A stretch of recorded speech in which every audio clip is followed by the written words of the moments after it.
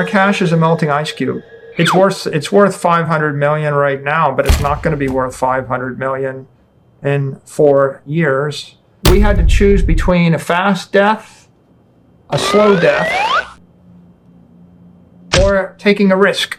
Right? That is the essence of the paradigm shift. Then you work your entire life, and when you retire, the money you've got is worthless. What does everybody want? They just want to not lose their money. That's a classic example of running as hard as you can to stand still. At 24% a year, you double your wealth every 3 years. And you double your wealth 33 times in 100 years. If you're only compounding at 3% a year, but the money is collapsing at the rate of 7 or 10% a year, then you'll never catch up.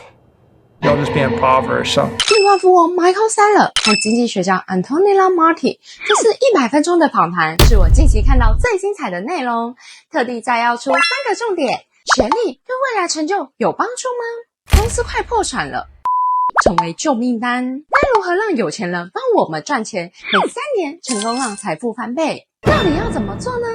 看到最后就知道咯。嗨，我是 Emma， 带你在币圈趋势中打造属于自己的被动收入。记得订阅并打开小铃铛，这样你就不会错过财富密码咯。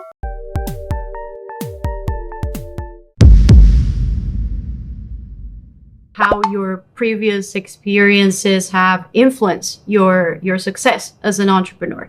Can you share with me how important studying the history of science, for example, was to your later success as an entrepreneur?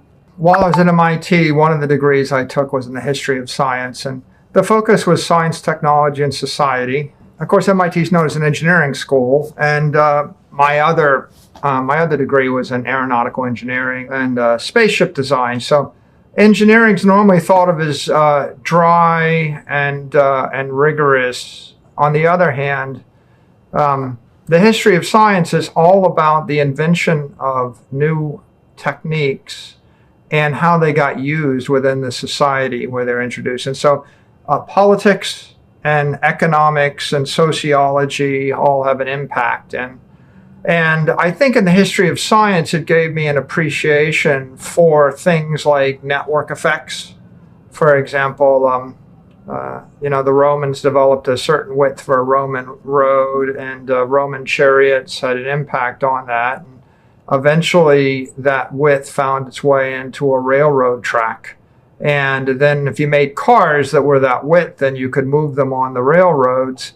But if a nation changed the gauge of the railroad track, then all the trains would be incompatible from the foreign country. And then when you shipped to the border, you'd have to transship or move your cargo from one set of trains and one rolling stock to a different set of trains. And so the decision to create an incompatible technology protocol might have profound economic consequences, might have political consequences, might start a war, or might discourage one. You know, the history of the sciences, it's about lots of sciences. How do we introduce steel in an age of iron, and what happens when iron comes along and replaces bronze? And what happens if you don't master iron, if you don't master steel? I mean, one of the famous books is Guns, Germs, and Steel, and it's all about the impact of guns on the colonization of the New World, and why did the Europeans end up dominating North America and South American civilization. And some of it has to do with immunology and the fact that the Europeans managed to infect each other so much that they had stronger immune systems. And when they showed up in the New World, the germs they brought killed most of the inhabitants without a fight. If you just study political history, oftentimes political history is told from the point of view of people said things and did things. But when you study the history of science, you realize that it didn't really matter what the people said or what they did. When Columbus showed up in the New World, they tried to bring back something like 18 natives on the ship to Spain. Every one of them just died. They didn't know why they died, but they all just dropped dead. So the political interest or the human ambition is thwarted by something they don't understand. In this case, they didn't have natural immunity to the diseases that all the Europeans carried. I mean, the history of science causes you to think about how the civilization developed based not upon ideology, not upon ambition. You know, it's not the story of a politician that came to save us. It's not the story of an ideology that transcended. Perhaps it's the story of this people had iron deposits and that people did not. And so the people with the iron deposits made harder weapons and killed the ones without the iron deposits. Or this people had the Nile River, and the Nile River was hydropower. And if you have a source of hydropower energy, then you have a natural advantage when it comes to agriculture, and then your society is going to dominate. Two interesting takeaways that are relevant to the modern era. One is you come to the conclusion that the civilization of the society that channels energy most effectively generally wins. Whether it's channeling energy by replacing a spear with a bow and arrow, or replacing a bow and arrow with a catapult, or replacing a catapult with a cannon, or replacing the cannon with a battleship, and replacing that with an aircraft, and replacing that with a nuclear weapon. Land power, is trumped by sea power, is trumped by air power, is trumped by space power, is trumped by nuclear power. And there's just a relentless progression of these sophisticated societies that learned how to channel energy, and channeling energy at a certain rate and with a certain focus would be power, almost the definition of power, the rate at which you deliver the energy. The second, I think, takeaway from the history of science is that science, the history of science is punctuated by paradigm shifts. There was a time when people thought that the universe revolved around the Earth. The Copernican revolution was this idea that maybe it didn't. The paradigm shifts take place when you develop a new instrument. So it was optics, it was the telescope that caused human beings to realize that the universe did not revolve around the Earth. Once they had the telescope and they could see the moons of Jupiter, they started to realize that you couldn't really explain the movement of certain moons and certain bodies in the solar system based upon the old theory, right? The Ptolemaic theory of the world. And they had to adopt a new theory. Maybe things revolved around something other than the Earth, perhaps the sun. There's a similar breakthrough in medicine, not via the telescope, but via the microscope, where we thought that disease was caused by spirits and demons and all sorts of other random things. And there was a lot of superstition there. But then when we looked at blood and we looked at fluids, we realized there were actually living creatures in those fluids. And we developed the entire medical science of immunology and germ theory. And we started making breakthroughs because we could see. Then there's a pushback. The pushback against the idea that the Earth might revolve around the sun came from the forces of authority, the establishment. Partly it was the church, but partly it was the monarchy and just government in general. The system had been constructed based on a system of authority where you got your truth from a very powerful central organization. And that truth had adopted a certain set of theories, and this challenged the theories and therefore challenged central power. And there was naturally going to be a friction. So much so that you might very well get jailed, deplatformed, or burned, or bankrupted if you push the new paradigm. And Galileo is maybe one of the more famous examples of that. There's a Dr. Harvey in the history of medicine. He put forth the proposition that the heart pumped blood through the arteries and recycled it back through the veins. And of course, for thousands and thousands of years, no one thought that. They didn't actually think the heart pumped blood. They didn't understand circulation at all. And Harvey discovered this, and it was a pretty big breakthrough, but it was so profoundly revolutionary that no one would accept it. The entire medical establishment rejected it. And Harvey's very famous for a quote. He said, "No doctor over the age of 40 will ever believe me." And it leads us to one of the funnier statements in the history of science. Science advances one death at a time, which is maybe articulated by Thomas Kuhn as paradigm shifts take place when the old generation or the old guard dies. You have to wait for an entire generation of power and authority, whether it's in science or whether it's in politics or whether it's in the religious establishment. You have to wait for them to just pass. Or that dogma passes in the event of a war. You're adamantly in favor of fighting wars with horses, and then someone comes along with tanks and machine guns and you realize your horses don't work anymore, then you discard that. I think Billy Mitchell was court-martialed because he suggested that air power would dominate future wars in the 20s or the 30s. And the military establishment didn't like that, so they court-martialed him. And then, of course, by World War II, we found that perhaps air power did matter in wars. And so people change their views towards science when there's a mortality event. If your country is coming to an end or your life is coming to an end, you're going to be open-minded. Otherwise, if it's not a matter of life or death, people typically cling to the old paradigm until they pass. And you just have to wait for a new generation that has a new set of circumstances to embrace new ideas. I think that that's what I took away from the history of science, and that has helped me a lot in my life as an entrepreneur. And when I eventually, discovered Bitcoin, it helped me to understand both why it was so profoundly powerful, but also why it was profoundly difficult for the establishment to understand. 太讶异了，完全没想到，现在我们以为的常识，地球是围绕太阳转的。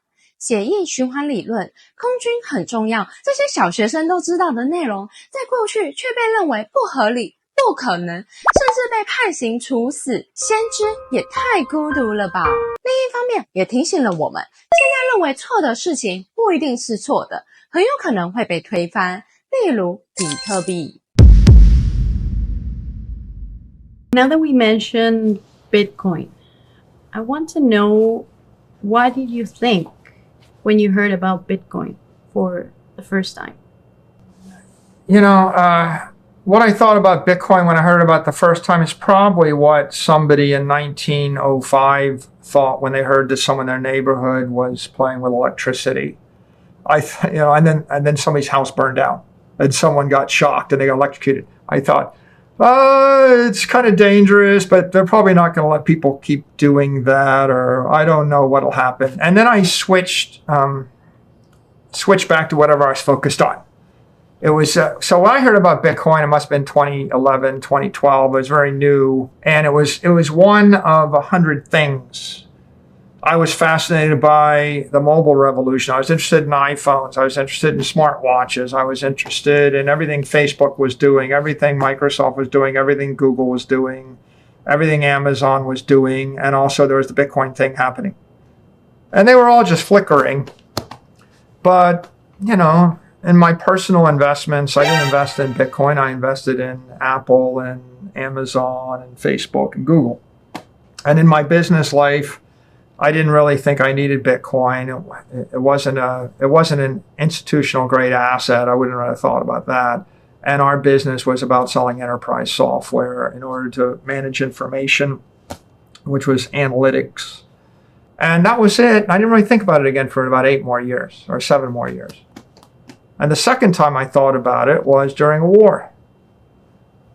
And so I said, why do people embrace new paradigms? Well, right? You need a near-death experience, a mortality experience. When I give you a diagnosis and I tell you, you're going to die of this disease, you all of a sudden go back to the internet, you start researching the disease, and if you find that there's some kind of experimental therapy, you read up about it, and maybe you get on a plane and you fly somewhere to do something about it because you have more to gain than to lose, and you're quite motivated. So in March of 2020, the pandemic struck. The world locked down. The world kind of turned upside down. All the offices were emptied. People started working from home.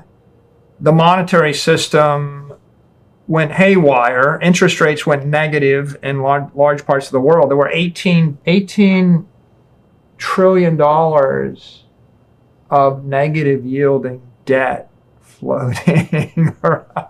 Like, how does money be negative yielding? And the interest rates in the US were lowered to zero. And so I thought the cost of capital went to zero. I think that's like making time stop, or making, negative yielding money is like making water flow uphill. And I thought, okay, well, I'm in a world where time is flowing backwards, water is flowing uphill. You ever see those movies of all the people on the beach just before the tsunami hits, and there's a tidal wave coming, and it's all just fine, and the sun is shining, and everybody's having a good time, and then the water starts to recede, and it goes out half a mile. Then the entire world's about to turn upside down. You're about to get struck by a 50-foot or 100-foot wall of water, and you have to run for your life. And if you look at that and you say, there's something really profoundly wrong, but I can't keep on going business as usual. I really need to take urgent action.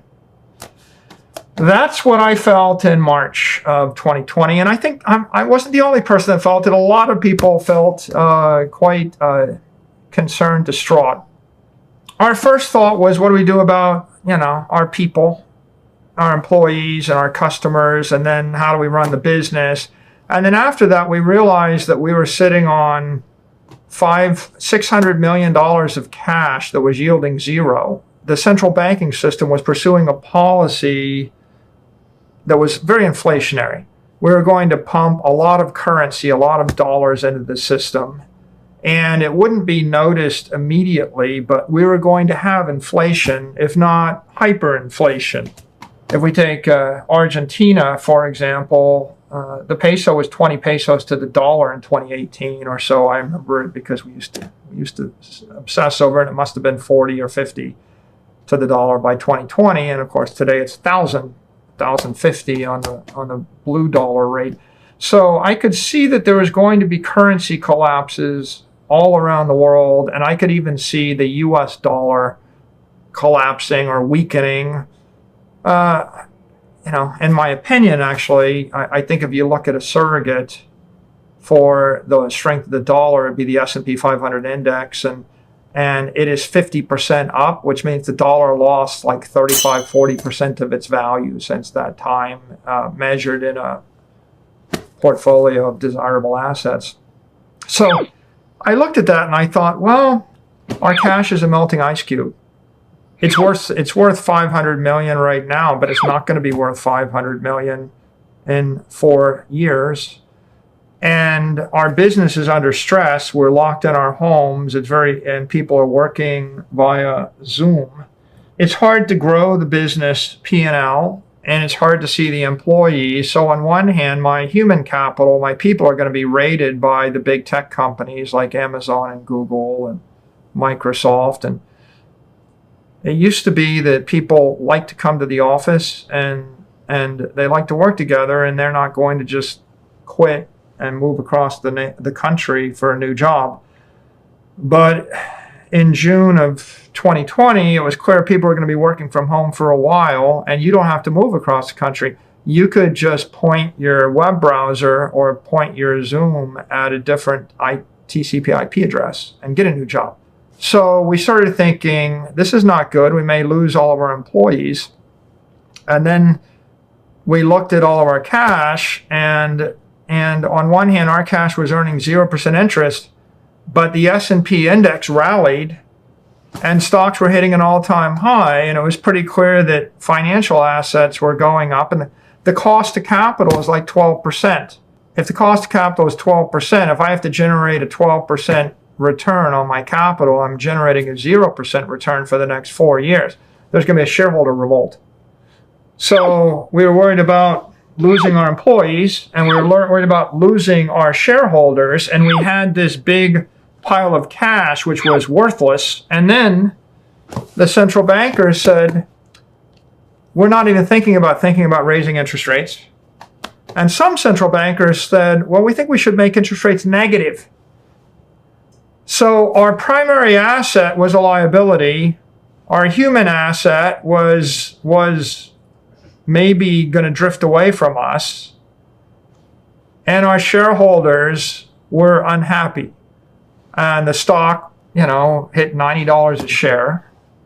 It was maybe 100 to 120 when we were thinking this through. And we were, in the midst of the war on COVID, and what I think was a currency war, a war on capital.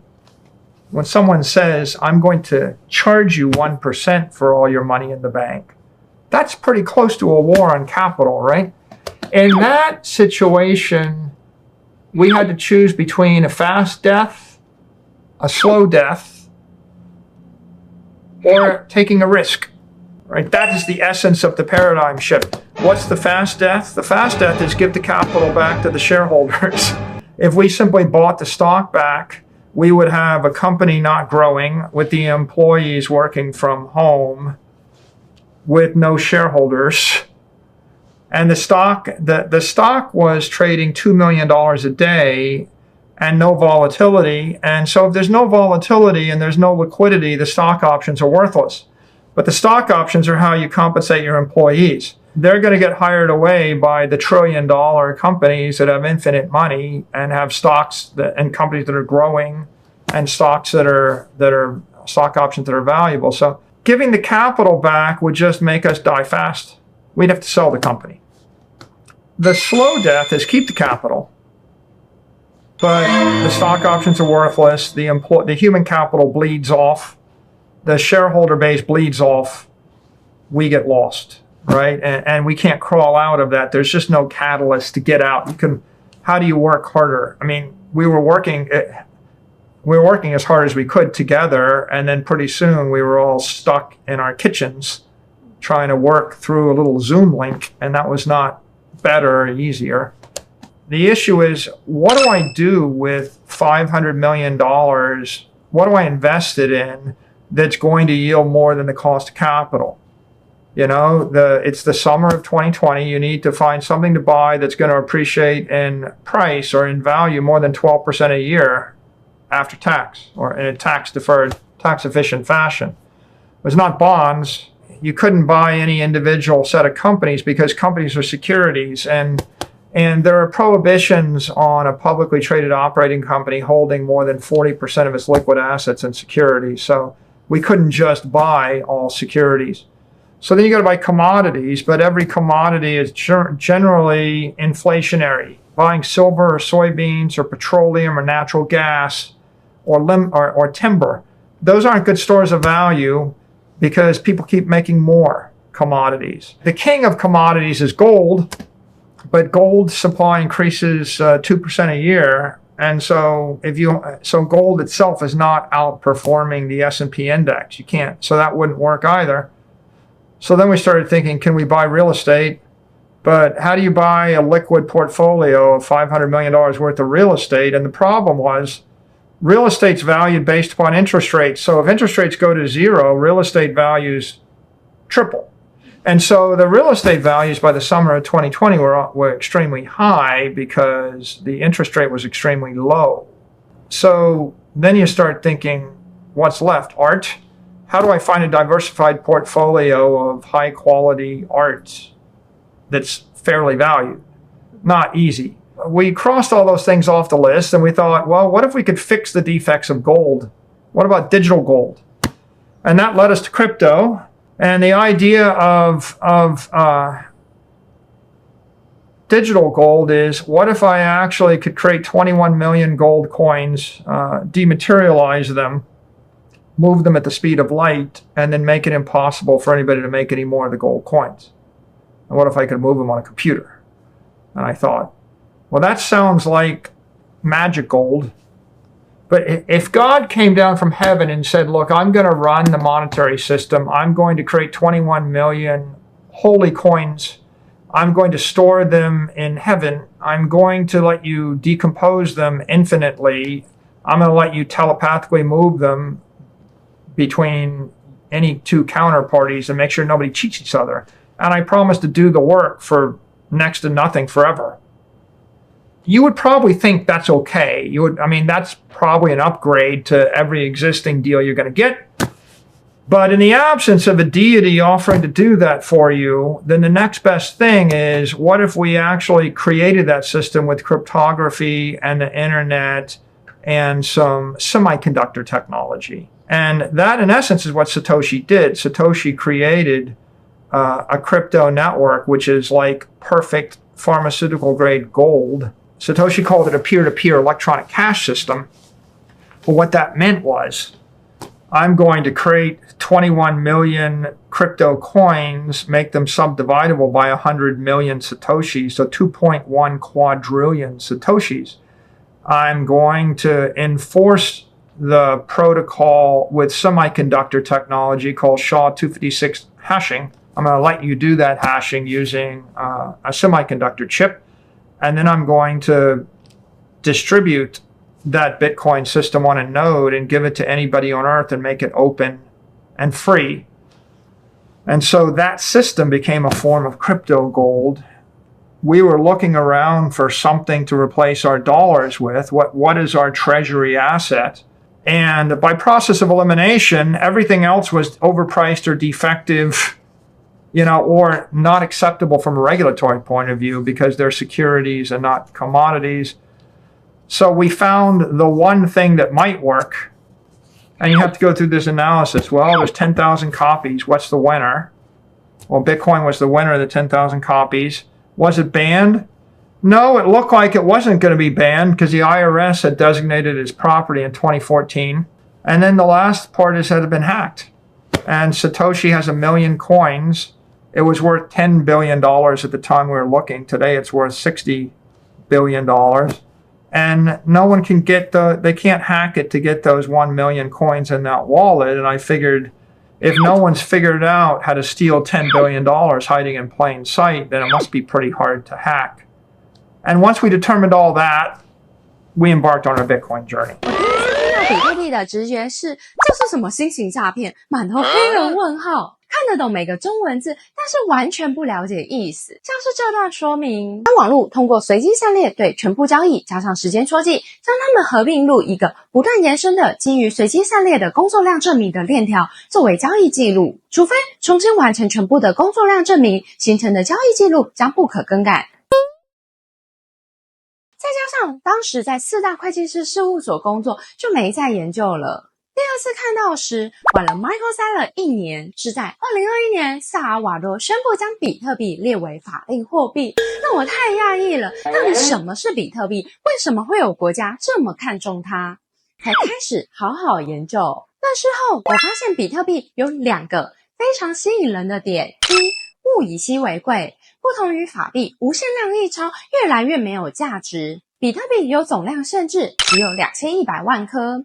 过去15年来，价格从0最高曾到 7.3 万美元，上涨速度惊人。合理推算，未来的价值只会越来越高。2. 去中心化，不同于股票、房地产等受到中心化政府的监管，比特币不受国家、货币、时间、空间的限制，让我们真正拥有自己的资产，透过去中心化实现自由。所以最后决定投资比特币。很幸运，在第1年投资就上涨超过1倍，这是投资股票10年才有的绩效。即便历经市场暴跌、FPS 倒闭等负面事件，感谢比特币仍稳稳存在，安心持有至今超过3年，并成功在2024年搭上比特币创下历史新高的顺风车，耶！好奇你第一次看到比特币的想法是什么呢？欢迎在底下留言。并且如果你也看好比特币未来的发展，想要跟上时代的红利，我准备一份比特币懒人包，非常适合你。总结我过去3年在比特币投资中的成功与失败经验，分享了正确的投资心态和实用步骤。你可以在资讯栏的第2条链接中找到。目前已有超过500人领取，早早享受到了投资的回报。只要花3分钟看完，不用20年后，相信只要3个月后，你也会有同样的感受。How can Bitcoin help citizens in Latin American countries where we have very high inflation rates?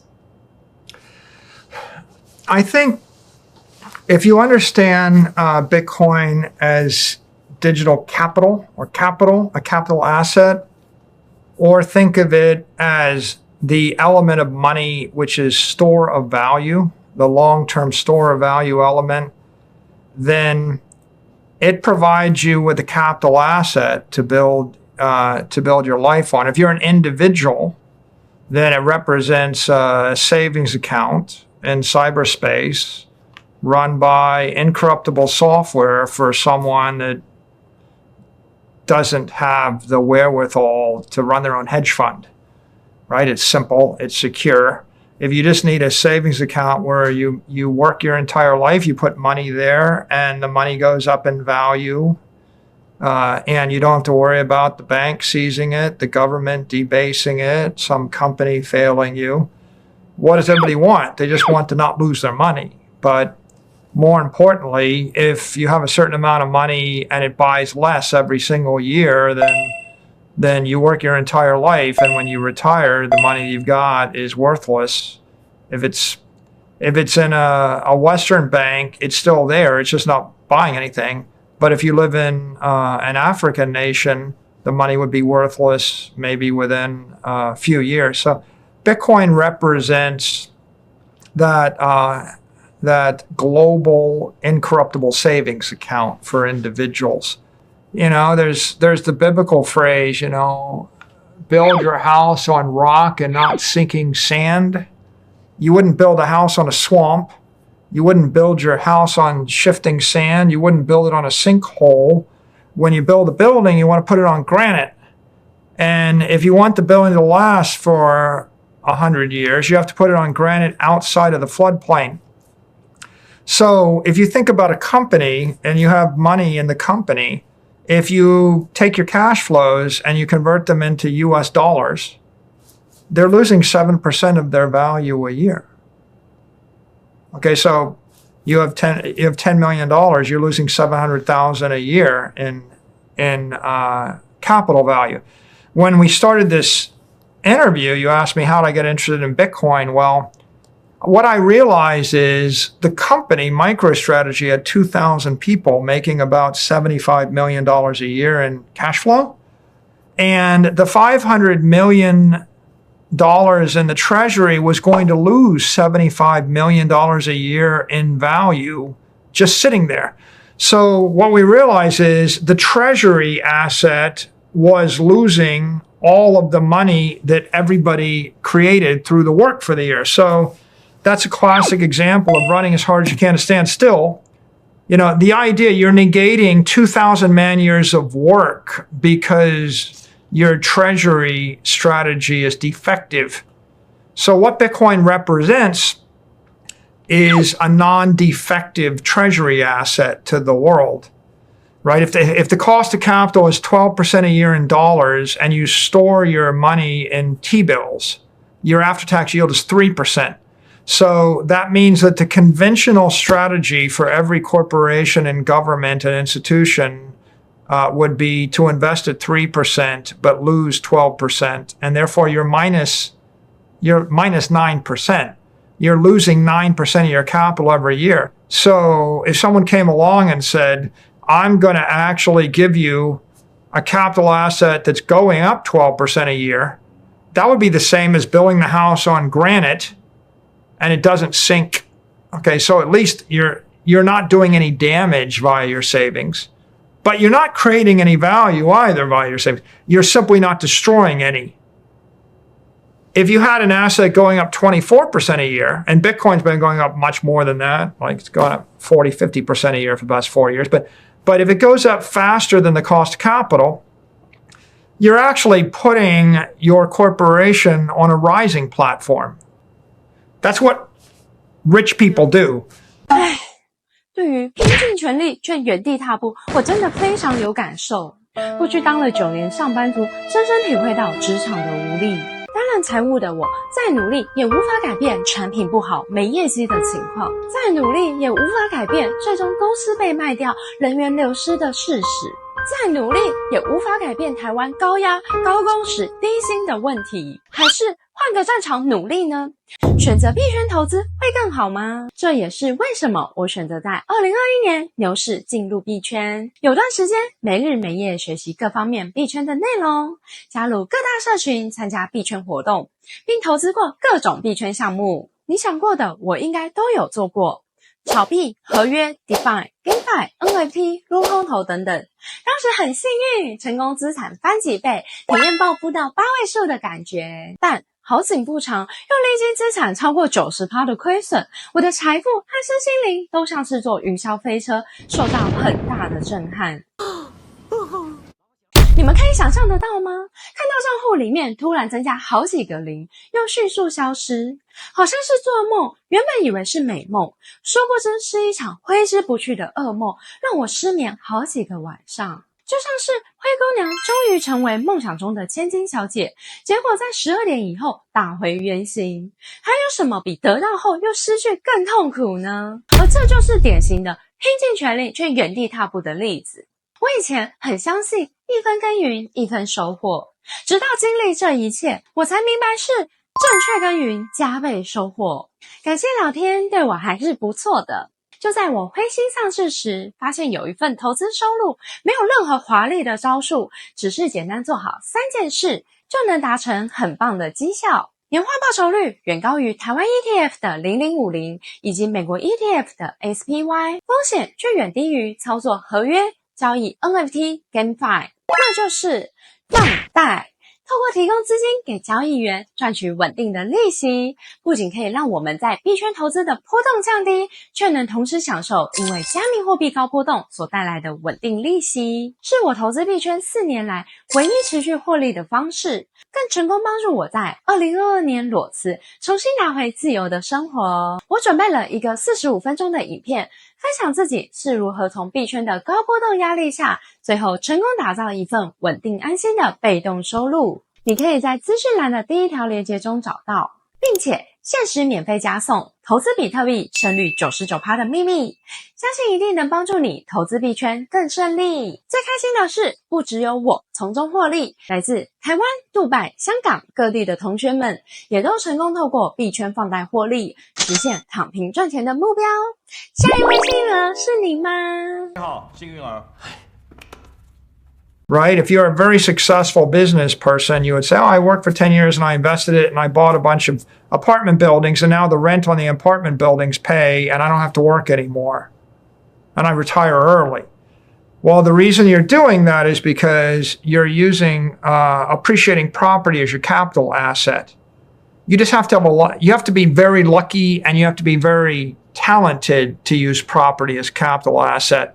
Because if you invest in the wrong buildings in the wrong neighborhood in the wrong country, maybe that doesn't work.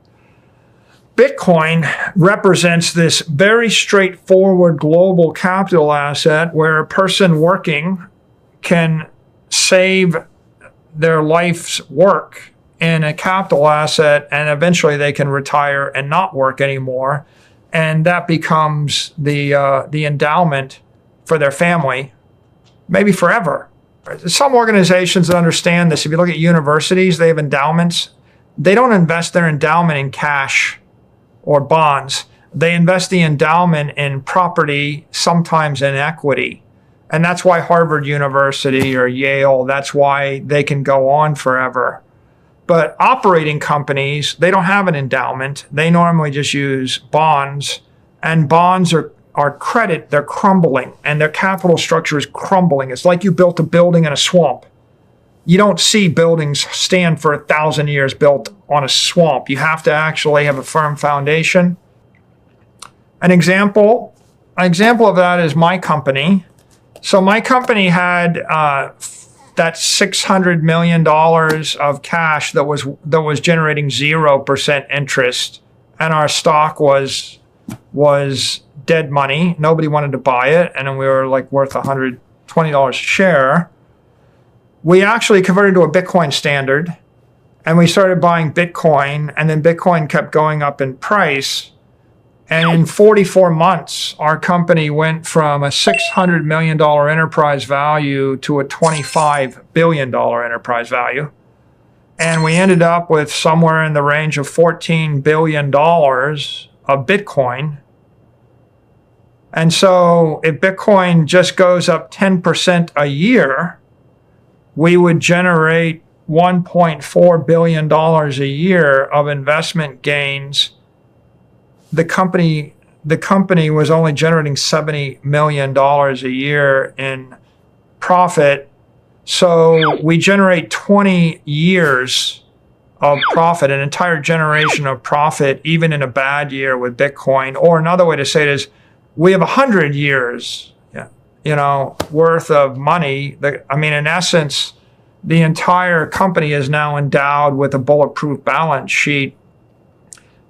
And before, what we had was a melting ice cube. It's kind of simple. You choose something going up 24% a year versus something going up 3% a year, and you compound that over the course of multiple years. And what you realize is that, at 24% a year, you double your wealth every 3 years. And you double your wealth 33 times in 100 years, right? And if you're only compounding at 3% a year, but the money is collapsing at the rate of 7 or 10% a year, then you'll never catch up. You'll just be impoverished. So I think Bitcoin, it represents a way out of that economic malaise. You can do it with $20 a week. You could do it with $20,000 a week. You could do it with $20 million a week. And everybody has the same rights. And you can do it in Nigeria, or you could do it in Argentina, or you could do it on the Upper East Side in Manhattan. There's no difference in access. No one gets special privileges. It's fair. It's equitable. You're buying a piece of property that every intelligent person in the world wants to make more valuable. So if you bought 10 acres in Alabama, there's nobody in Argentina trying to make the land in Alabama more valuable. And traders in Singapore aren't going to do anything with a computer to make the land in Alabama more valuable. But if you buy a Bitcoin in Alabama, then the more chaotic it is in Argentina, the more people want to buy Bitcoin in Argentina, making your Bitcoin more valuable. And then the smarter the trader in Singapore is, the more Bitcoin he or she needs, making your Bitcoin more valuable. So you're plugged into the global digital economy, and your Bitcoin is going to go up as technology advances. It's going to go up as people come up with new ideas. It's also going to go up as more capital gets created. It's also going to go up with more chaos. And that's the second fascinating thing here. Satoshi created Bitcoin, and Bitcoin has embedded it into chaos engine. The more chaos in the world, the more valuable the Bitcoin is. And every single time an economy collapses, it creates a stampede toward Bitcoin. Every time someone prints too much money, it drives up the value of Bitcoin.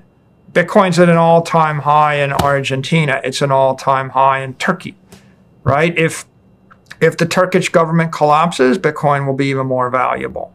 So Bitcoin is this fascinating way to harness entropy, right? And to be powered by chaos. There's a certain peace of mind that comes from saying, I have plugged into a network that is fed by chaos and also fed by order simultaneously, because the genius in Singapore will find a way to make billions of dollars with Bitcoin and make the Bitcoin price go up. And then the batshit crazy dictator in Africa will destroy their economy and make the price of Bitcoin go up.